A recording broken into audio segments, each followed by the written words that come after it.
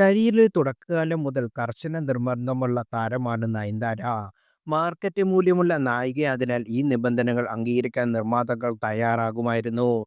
എന്നാൽ അടുത്ത കാലത്തായി നയൻതാരയ്ക്ക് കരിയറിൽ മോശം സമയമാണ്. സിനിമകൾ ഒന്നൊന്നായി പരാജയപ്പെട്ടു. ഇതിനു പുറമെ താരജാട എന്ന വിമർശനം കൂടിയായപ്പോൾ നയൻതാരയുടെ പ്രതിച്ഛായ ബാധിച്ചു. നടിയുടെ വീഴ്ച ആഗ്രഹിക്കുന്ന ഹേറ്റേഴ്സ് ഇന്നുണ്ട്. ഇതിനിടെ ലേഡി സൂപ്പർ സ്റ്റാർ എന്ന ലേബൽ തനിക്ക് വേണ്ടെന്ന് നയൻതാര അറിയിക്കുകയും ചെയ്തു.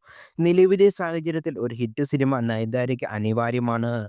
താരത്തിന്റെ ഒന്നിലേറെ സിനിമകൾ പല ഭാഷകളിലായി ഒരുങ്ങുന്നുണ്ട്.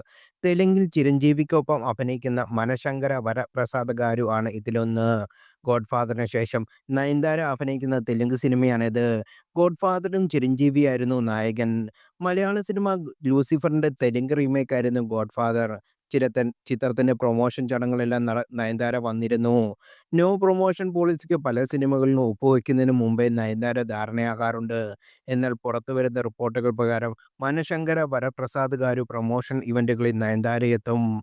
അനിൽ രവിപുടിയാണ് ചിത്രം സംവിധാനം ചെയ്യുന്നത്. വലിയ പ്രൊമോഷന്റെ തന്റെ സിനിമക്ക് പ്രൊമോഷൻ ഉറപ്പുവരുത്താറുണ്ട് സംവിധായകർ.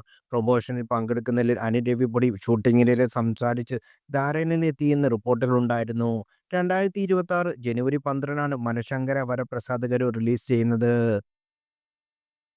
നിലവിലെ സാഹചര്യത്തിൽ നയൻതാരയ്ക്ക് മേക്കേഴ്സിന്റെ ആവശ്യങ്ങൾക്ക് അധികം നോ പറയാനാകില്ല. കാരണം മാർക്കറ്റ് ഇടിഞ്ഞു. പ്രൊമോഷന് വരാത്ത നടിയെന്ന പേരും നയൻതാരയ്ക്ക് ബാധിക്കുന്നുണ്ട്. സ്വന്തം പ്രൊഡക്ഷൻ ഹൗസ് നിർമ്മിക്കുന്ന സിനിമകളുടെ പ്രൊമോഷൻ എത്തിയതോടെ ഈ വിമർശനങ്ങൾക്ക് ആക്കം കൂടിയെത്തിയത്. മലയാളത്തിൽ നടി പ്രൊമോഷന് വരുമോ എന്ന ചോദ്യമുണ്ട്.